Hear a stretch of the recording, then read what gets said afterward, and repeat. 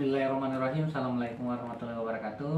Pak Imran, ya ini Pak Imran bukan orang lama bagi kami, tapi kami ingin memperkenalkan diri ini bahwa kami ini dari tim Lembaga Pengkajian dan Pengembangan Daerah Maritim Buton, ya ingin melakukan wawancara sama Pak Imran pada hari ini tentang Buton, ya.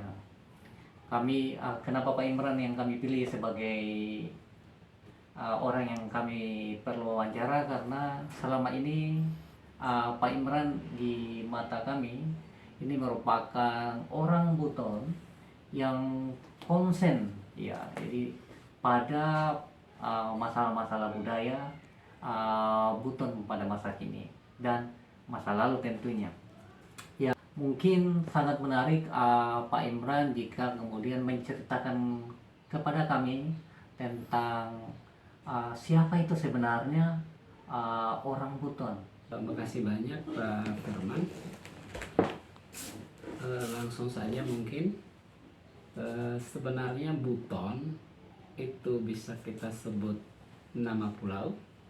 Buton juga bisa kita sebut sebagai nama nation di era beberapa abad belakangan.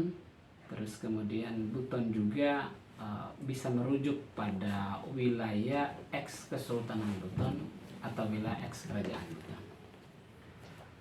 Sebenarnya Buton atau kata Buton ini banyak sumber yang cukup berbeda.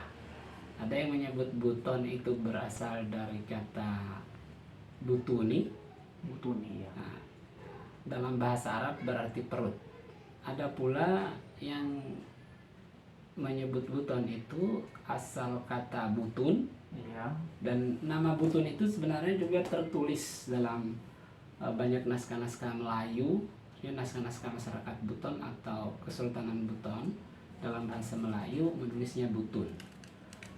Butun itu ada yang berpendapat juga diambil dari nama satu jenis tumbuhan yang tumbuh di pinggir pantai, yang orang Buton menyebutnya butu, kemudian orang Melayu menyebutnya butun, dan tumbuhan ini sebenarnya adalah Barringtonia asiatica. Jadi sumber itu kemudian sebenarnya bisa saling menguatkan dengan perjalanan sejarah yang panjang. Jadi orang Buton sebenarnya kalau kita sebut sebagai sebuah nation itu terdiri dari beberapa etnik. Ada etnik Wolio, terus ada etnik Pancana, terus ada etnik Suai, ada etnik kaum Beda, di dalam juga yang kecil-kecil ada Bajo, ada Kuli Susu, kemudian juga ada etnik Bugis dan beberapa etnik-etnik kecil yang lain. Kemudian beberapa etnik ini di bawah sebuah pemerintahan yang kokoh dan kuat hingga bertahan kurang lebih 400 tahun kesultanan dan 200 tahun kerajaan, mengukuhkan diri mereka sebagai orang Buton. Jadi sebenarnya kalau saat ini kita mau bicara tentang siapa itu orang Buton adalah orang-orang yang dahulunya berada di bawah kekuasaan Kesultanan Buton. Artinya orang-orang Buton itu adalah orang-orang yang mereka secara bergenerasi terus-menerus menetap di tempat itu yang merupakan wilayah dari ex Kesultanan Buton. Sebenarnya orang Buton sendiri memahaminya begitu.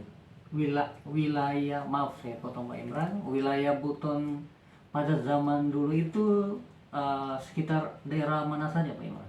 Sebenarnya kalau kita mau melihat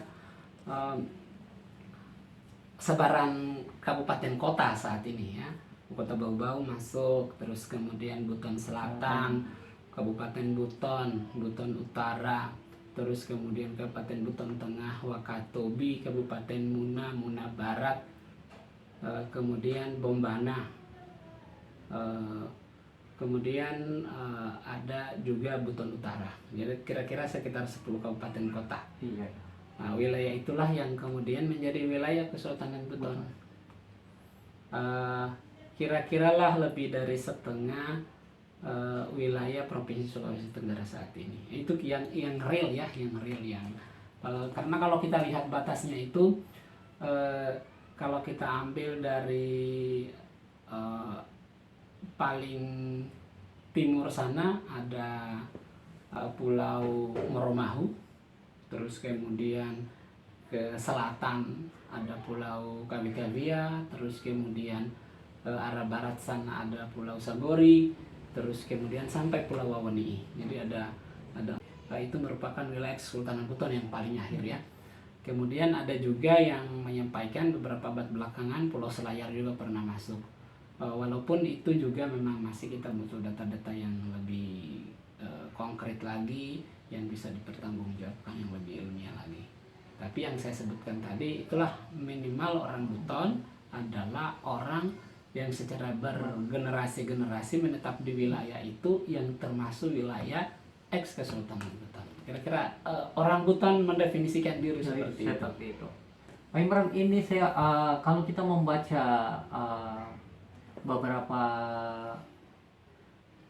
buku-buku yang sudah dibuat para ahli sejarawan, bahwa ada kisah tentang Mia Patamiana ya yang datang ke Buton. Itu apakah mereka itu orang Buton, atau sebenarnya yang orang Buton ini apakah pendatang atau orang yang memang asli benar-benar di Buton saja zaman dulu? Jadi itulah seperti yang kami katakan sebelumnya, bahwa Buton itu sebagai sebuah nation yang kemudian merupakan kumpulan dari beberapa etnik, di mana ada orang Wolio di dalamnya, terus kemudian ada masyarakat juga yang lain seperti etnis Pancana. Terus kemudian ada juga yang menyebut diri sebagai etnik Kamaru dan lain sebagainya. Jadi Mia Patamiana itu adalah para pendatang, tapi datangnya bukan kemarin, datangnya beberapa abad, kira-kira 6 abad belakangan datang. Mungkin adanya berbagai macam dorongan dari tanah Melayu, mungkin karena perang, mungkin karena situasi yang kemudian tidak aman dan seterusnya, hingga memungkinkan banyak orang untuk bermigrasi. Jadi Mia Patamiana itu adalah si Panjonga, si Malui, si Jawangkati, dan si Tamanajo dari Semenanjung Melayu. Kalau kita lihat naskah yang menyebutkan itu kan namanya Hikayat Negeri Butun. Jadi Hikayat Negeri Butun itu menceritakan kedatangan Mia Patamiana itu dari Melayu. Kemudian itulah moyang orang Wolio. Namun diketahui sebelumnya, menurut informasi yang diterima secara turun-temurun, bahwa di Pulau Buton sudah ada masyarakat lain yang mendahului orang Wolio datang ke Pulau Buton ini. Kemudian ada juga yang dikenal dengan si Batara. Di dalam Hikayat Negeri Buton itu diceritakan bahwa si Batara itu adalah anak dari Raja Manyuba. Raja Manyuba itu diceritakan dalam hikayat itu adalah putra dari Raja Majapahit. Namun pun demikian, ternyata tidak ada nama Raja Manyuba di naskah-naskah Majapahit atau hal-hal yang terkait dengannya. Bisa saja nama Raja Manyuba itu kemudian mengalami proses yang panjang, dia bias, kemudian dipengaruhi oleh faktor dialek dan lain sebagainya, hingga jalan beberapa ratus tahun nama itu kemudian dilafalkan dengan lafal yang berbeda. Itu juga masih butuh penelitian. Kemudian ada pula moyangnya orang Wolio yang disebut dengan Wakaka. Dan Wakaka ini banyak versi yang menceritakannya. Ada yang menceritakan dia adalah orang Tiongkok, ada yang menceritakan dia adalah sebagai orang Parsi, ada yang menceritakan sebagai orang Arab. Artinya apa? Orang Wolio, kalau kita ambil salah satu versi bahwa orang Tiongkok yang paling umum bahwa kakak itu adalah orang Tiongkok, kemudian ditambah dengan orang Mia Patamiana orang Melayu, kemudian tambah si Batara itu adalah orang Jawa, dan itulah yang membentuk orang Wolio. Nah, itulah nenek moyang orang Wolio. Kemudian di pertengahan jalan datanglah para sayyid yang kemudian menyebarkan agama Islam. Maka kawin mawinlah, ada anaknya, kemudian ada cucunya dan lain sebagainya.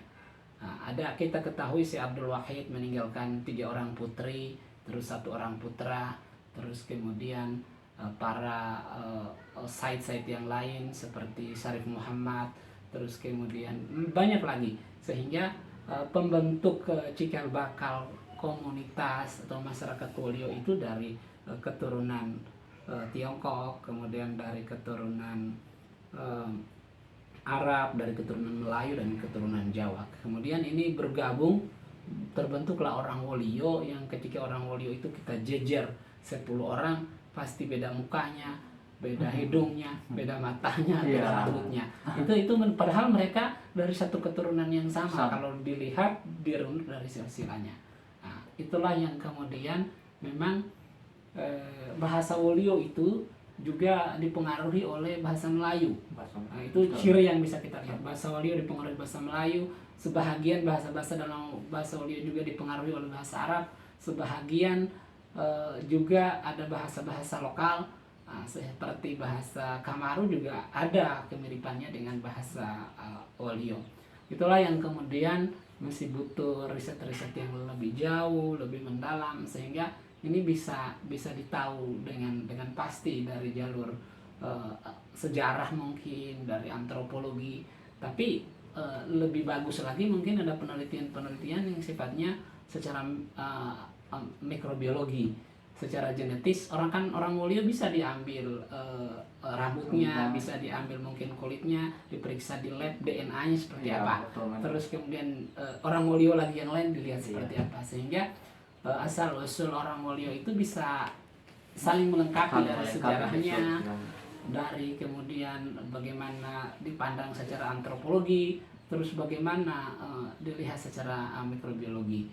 Dan itu saya pikir butuh riset yang betul-betul baik, sehingga bagaimana orang Buton dan bagaimana orang Wolio itu dapat dikenal lebih jauh, bukan dari sisi budaya dan kebudayaannya dan sejarahnya, tapi dari sisi asal usulnya dari mana. Nah, saya kira begitu. Ya, menarik sekali ini Pak Imran. Ada beberapa catatan yang saya bisa ambil dari Pak Imran jelaskan tadi.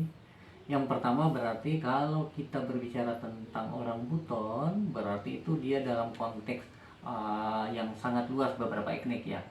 Nah, tetapi kalau kita berbicara tentang orang Wolio, berarti itu mengacu pada satu etnik saja. Iya. Dan Pak Imran tadi sudah menjelaskan bahwa ternyata Mia Patamiana ini itulah yang kemudian menjadi leluhur orang Wolio. Iya. Dan kalau Buton leluhurnya berarti bukan hanya Mia Patamiana, ada banyak. Itu sangat menarik sekali. Dan tadi betul kata Pak Imran bahwa sangat menarik bagi kita untuk kemudian tidak hanya melihat bagaimana pengaruh Melayu terhadap bahasa Wolio, tetapi memang bagaimana kajian-kajian ke depan bisa kemudian mengkaji persoalan genetik ya orang Buton. Dan itu saya kira memang sangat menarik, dan sampai saat ini saya kira belum ada literatur ya tentang ada genetik. beberapa teman-teman yang mencoba secara mandiri untuk melihat struktur DNA-nya tanpa menyebutkan nama. Ada beberapa yang, tetapi dia orang Wolio dari garis keturunan ibu, terus kemudian dia ada campurannya juga sedikit dari keturunan bapak yang cukup beragam dari bapaknya, dan DNA-nya paling besar buat dia itu sangat dipengaruhi oleh DNA Tiongkok. DNA Tiongkok. Ya. Itu juga bisa kita lihat sebenarnya secara penampakan visual, ataupun visual itu tidak memberikan jaminan bahwa itulah yang kemudian dominan dalam dirinya. Kadang-kadang hal-hal yang resesif itu bisa keluar kelihatan secara fisik. Ada orang-orang Wolio yang kemudian matanya sangat sipit sekali, mukanya persis muka orang-orang Tiongkok. Tapi saya rasa penelitian yang lebih komprehensif itu akan bisa memberikan informasi yang sangat jauh dan sangat berarti tentang orang Wolio secara khusus dan orang Buton secara umum. Iya. Menarik sekali Pak Imran. Memang Buton ini kita kenal sebagai daerah yang sangat kaya dengan budayanya yang sangat menarik. Ya, ada satu pertanyaan Pak Imran. Kalau berbicara tentang kerajaan dan kesultanan Buton itu, apakah orang yang menjadi raja-raja dan sultannya itu hanya orang Wolio atau orang Buton juga boleh? Ya. Terima kasih banyak Pak Firman. Saya pikir pertanyaannya bagus. Orang Buton secara umum sekarang mengenal bahwa sistem pemerintahannya orang Buton itu saat dia dalam bentuk kerajaan adalah monarki, kemudian saat dalam bentuk kesultanan dia adalah demokrasi. Tapi demokrasi tidak bisa kita pandang seperti demokrasi seperti sekarang ini. Iya. Ketika kita cerita bahwa Sultan Buton itu dipilih, orang berpikir seperti pemilihan presiden saat ini.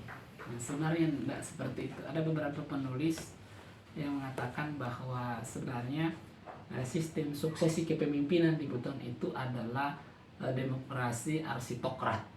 Artinya ada golongan-golongan tertentu yang diperuntukkan untuk menjadi pimpinan atau dalam hal ini untuk menjadi sultan sebagai sebuah konsekuensi meninggalkan sistem monarki. Nah, sehingga ada golongan masyarakat dalam Buton itu kan ada namanya kaum, ada namanya walaka, ada namanya papara. Nah, jadi kaum dan walaka adalah orang Wolio yang kemudian pada titik terjalur keturunan tertentu dia berpisah.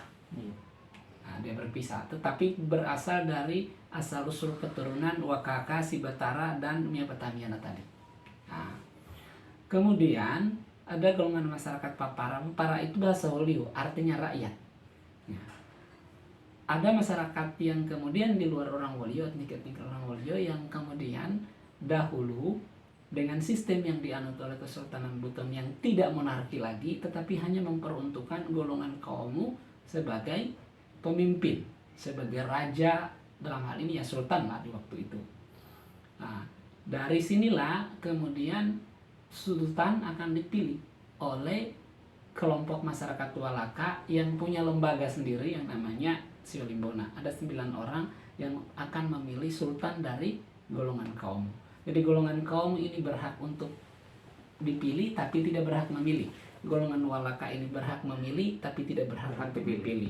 Sedangkan golongan yang di luar masyarakat Wolio itu adalah masyarakat yang kemudian asal usulnya kalau kita merujuk pada banyak naskah Buton itu berbeda-beda.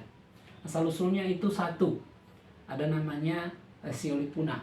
Siolipuna itu adalah 9 negeri yang bergabung dengan sukarela ketika Kesultanan Kerajaan Buton itu maju dengan pesat. Mereka merasa bahwa perlu kita bergabung karena faktor kedekatan antara raja dengan raja, kemudian faktor persahabatan, kemudian lebih banyak faktor perkawinan. Nah, kemudian mereka ini setiap wilayah-wilayah ini punya raja-raja sendiri, yang kemudian pada satu titik tertentu di era pemerintahan Sultan Dayan Ihsanuddin, pimpinan mereka itu disebut dengan nama Parabela. Nah, Parabela inilah yang diambil dari etniknya sendiri, dari golongan masyarakatnya sendiri yang dibagi 70 golongan itu, dan mereka punya sistem tersendiri bagaimana menentukan pimpinannya. Nah, jadi begitu yang dimiliki. Jadi khusus untuk pimpinan di daerahnya masing-masing ya, setiap etnik itu yang terbagi atas beberapa kelompok-kelompok masyarakat itu punya hak untuk memilih pimpinannya sendiri. Seperti misalnya bupati, katakan seperti itu saat sekarang ini ya, yang bisa memilih bupati itu ya masyarakatnya sendiri. Nah, terus kemudian sedangkan pemerintahan pusat punya sistem tersendiri yang berjalan menurut proses perjalanan sejarah yang kemudian disepakati pada satu masa tertentu. Begini sistem kita. Nah, jadi yang bisa jadi sultan, jadi raja-raja itu ya dari golongan kaum. Ya, menarik Pak Imran. Lalu pada saat ini apakah masih ada Sultan Buton. Ya. Pada Jadi masa kalau- kini ya bagaimana melihat? Jadi begini, kalau kita melihat proses perjalanan sejarah yang panjang, Kesultanan Buton itu dimulai tahun 1541, kemudian berakhir tahun 1960. Tahun 1951 ada namanya demokrasi sering. Jadi demokrasi sering ini kemudian mengakui sebenarnya negara Kesatuan Republik Indonesia, yang kemudian keberadaan sultan tetap diakui sebagai pemimpin di situ di wilayah Kesultanan Buton. Namun sistem itu berubah. Dan setelah, pada kenyataannya setelah sultan mangkat itu tidak ada lagi pemilihan sultan yang baru. Nah, nanti tahun 2012 kelompok masyarakat kaum muda Walaka kemudian menyepakati membangun sebuah sistem secara kultural, tidak secara pemerintahan, untuk mengangkat sultan yang baru. Ruang lingkupnya ya kegiatan secara kultural. Dan itu tidak diterima begitu saja masyarakat Buton. Ya, konfliknya panjang, tapi pelan-pelan sampai saat ini menunjukkan titik yang cerah, walaupun ada perbedaan-perbedaan pendapat, tapi pada kenyataannya sampai saat ini ada satu orang sultan yang kira-kira ya lebih setengah orang Buton legitimasinya. Dan itulah proses perjalanan waktu yang panjang. Ya, ada orang bijak mengatakan biarlah waktu yang akan menentukan segalanya, tapi kenyataannya seperti itu. Ya, terima kasih Pak Imran. Satu lagi mungkin pertanyaan, saya belum. Kira-kira menurut Pak Imran, apa yang menarik dari orang Buton ini? Orang Buton menurut saya orang Buton. Betul. Menurut saya orang Buton, yang menarik dari orang Buton itu, kalau kita lihat perjalanan sejarah yang panjang, satu, hampir semua orang Buton tidak lupa akan sejarah moyangnya, kira-kira begitu.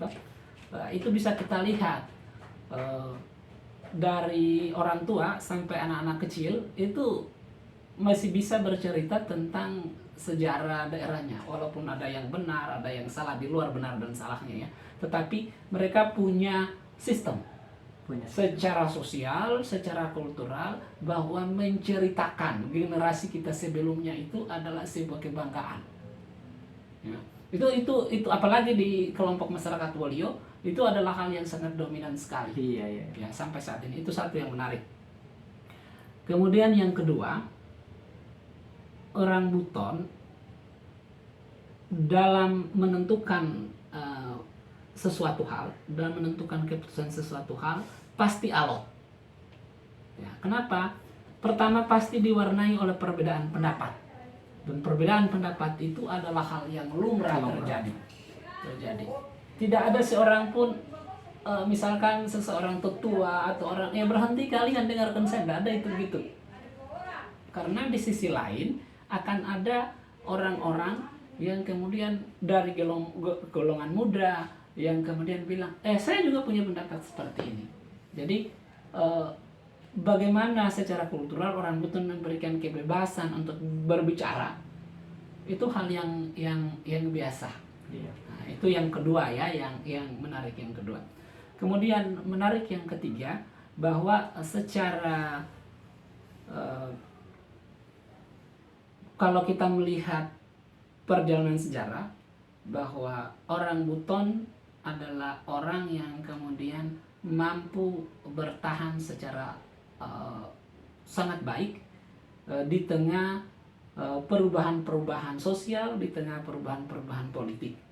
Nah, contoh misalnya di perjalanan Kesultanan Buton kurang lebih 400 tahun itu tidak diwarnai oleh sesuatu yang mulus, diwarnai oleh konflik-konflik internal, diwarnai oleh konflik-konflik eksternal, di mana Buton menjadi perebutan antara Makassar dan Goa. Tetapi Buton tetap survive, tetap eksis dalam kondisi apapun. Iya, iya. Artinya Kesultanan Buton itu tidak pernah putus loh dari 1541 sampai 1960. Padahal gerakan VOC, gerakan Belanda yang betul-betul mengekspansi, gerakan Goa yang betul-betul mengekspansi, gerakan Ternate betul-betul mengekspansi.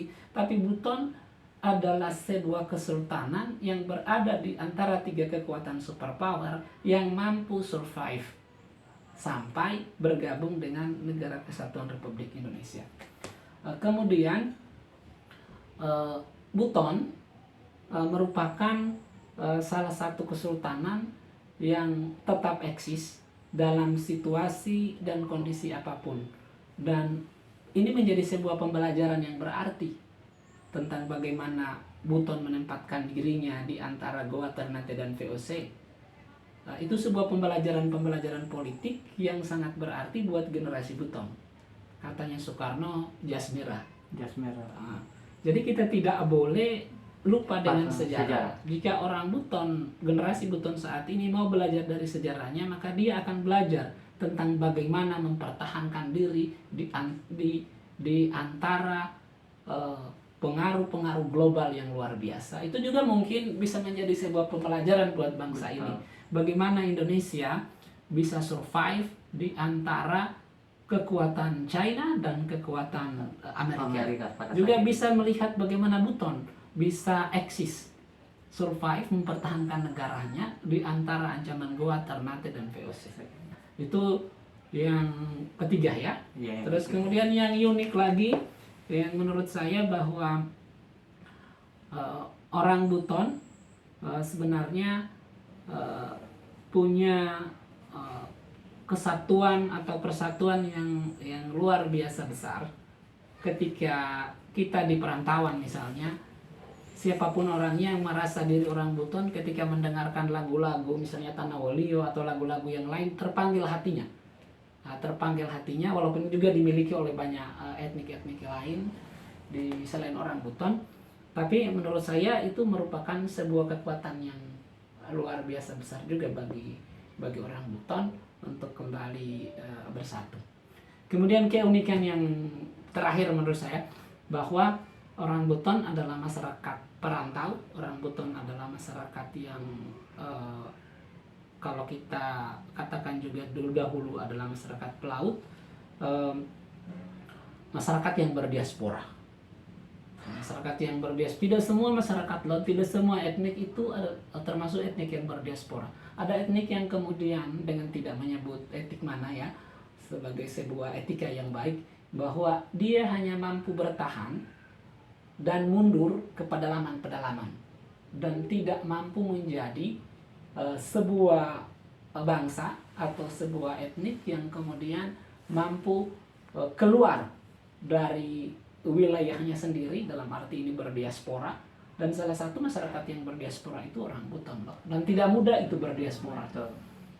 Saya rasa itu mungkin.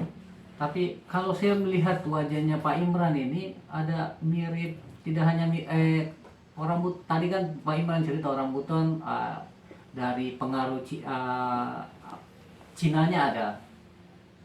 Kalau Pak Imran ini pengaruh Arabnya mungkin ada. Apa ada pengaruh Timur Tengah? Jadi begini, sebenarnya begini. Ketika orang Wolio menerima para penyebar Islam, para said yang kemudian datang, itu pertama-tama tidak bisa diterima begitu saja oleh kesultanan, melainkan harus dicari tahu dulu genealoginya. Kemudian ketika masuk ke Buton, maka ada identitas-identitas yang harus ditinggalkan. Jadi ketika orang Buton itu dinikahi, orang perempuan Buton itu kemudian dinikahi oleh orang dari luar, maka itu dikenakan dengan istilah mata kupah. Mata kupah itu artinya menaikkan mahar setinggi-tingginya untuk bisa menahan gejolak yang datang dari luar. Tapi ketika dia mampu, mata kupah ini kemudian sudah dilihat genealoginya seperti apa, maka dia masuk dengan menanggalkan dia punya status kebangsawanannya dari mana tempat dia berasal.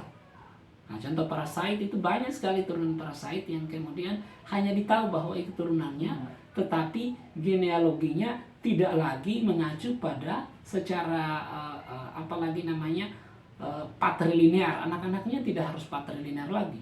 Iya, iya, iya. Dia harus mengikuti garis keturunan ibunya. Itu menasionalisasi atau membutonisasi para pendatang yang datang. Betul. Yang kemudian para pendatang ini memang membawa ilmu, membawa hikmah, membawa banyak hal. Kira-kira seperti itu.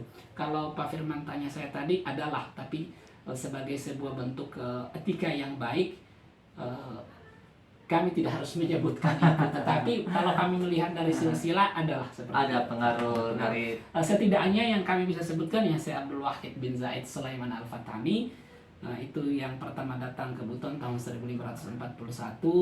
Kemudian juga ada namanya Said Ba'bud yang pernah juga datang ke Buton di awal-awal abad ke-19. Dan ketika kami merujuk silsilah, setidaknya terkait dengan itu. Tetapi bagaimana bentuknya, sebagai orang Wolio yang patuh dan taat terhadap apa yang sudah ditetapkan oleh orang tua, oleh para tetua di era-era belakangan, ya itu hanya itu yang kami bisa ceritakan. Iya. Yang jelas saya orang Wolio. Yang jelas orang mulia. Tapi 5 tempat terbaik yang menurut Pak Imran yang harus dikunjungi orang luar kalau datang ke Buton, yang menarik itu tempat apa saja Pak Imran? Yang pertama harus mengunjungi Wolio. Wolio itu adalah tempat di mana pusat Kesultanan Buton itu berada. Iya, iya. Nah, di Wolio itu, di tempat kita berada sekarang ini juga Wolio, ada dalam satu buah benteng yang disebut dengan Benteng Wolio. Orang mengenalnya dengan Benteng Keraton Buton. Keraton Buton. Ya. Tapi ada juga yang menyebutnya Benteng Wolio. Keduanya sama.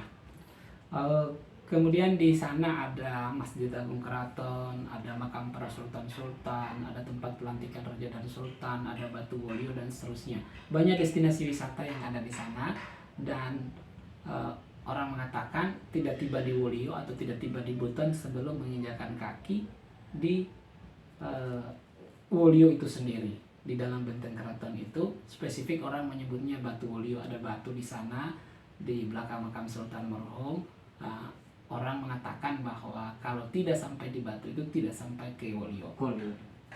Itu satu ya. Terus kemudian ada beberapa tempat-tempat lain yang masih dekat dengan Wolio. Ada namanya Badia. Badia ini punya sejarah yang begitu panjang sebagai sebuah kampung yang dipersiapkan oleh salah seorang sultan, Sultan Muhammad Idrus Kaimuddin, seorang guru besar, seorang ulama di Buton yang terkenal dengan banyak karyanya, punya masjid namanya Masjid Kuba. Kemudian ada bentengnya namanya Benteng Badia. Nah, itu juga tempat yang kedua yang kami rekomendasikan untuk kemudian datang ke sana. Kemudian Wolio yang berada di sebelah barat, kemudian dipisahkan oleh sungai. Kemudian ada Surawolio yang ada di sebelah timur. Saya berharap juga yang mau berkunjung ke Bau-Bau misalnya, itu tidak melupakan destinasi wisata budaya yang lain. Ada namanya Benteng Surawolio. Ada juga masjid di sana, yang dimana Benteng Surawolio ini dan Benteng Badia yang disebutkan tadi, bahwa itu merupakan benteng pendamping dari pusat Kesultanan Wolio yang sewaktu-waktu bisa digunakan untuk kepentingan pertahanan. Itu destinasi wisata budaya ya. Namun Bau-Bau juga kaya dengan berbagai macam destinasi wisata yang lain, seperti destinasi wisata alam. Kita bisa ke Samparona di Kecamatan Surawolio, kita bisa ke Batu Sori di Bau-Bau juga, di Kecamatan Lea-Lea. Kita juga bisa ke beberapa tempat-tempat lain seperti Pantai Nirwana dan lain sebagainya.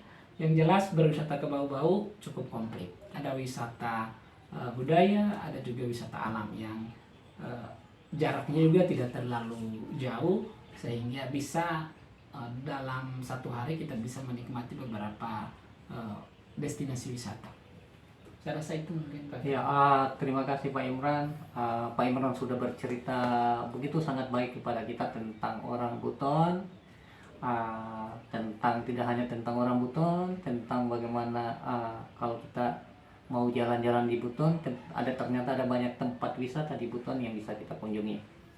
Dan Pak Imran, terima kasih banyak. Nanti kami juga mungkin ke depan akan datang kembali untuk melakukan wawancara tentang raja-raja dan sultan-sultan di Buton, serta satu lagi mungkin yang sangat menarik tentang habaib di tanah Wolio ini. Itu yang saya kira belum banyak diceritakan oleh orang tentang habaib di tanah Buton. Saya kira demikian Pak Imran, terima kasih banyak. Kita akhiri pertemuan kita ini. Assalamualaikum warahmatullahi wabarakatuh. Waalaikumsalam. Terima kasih.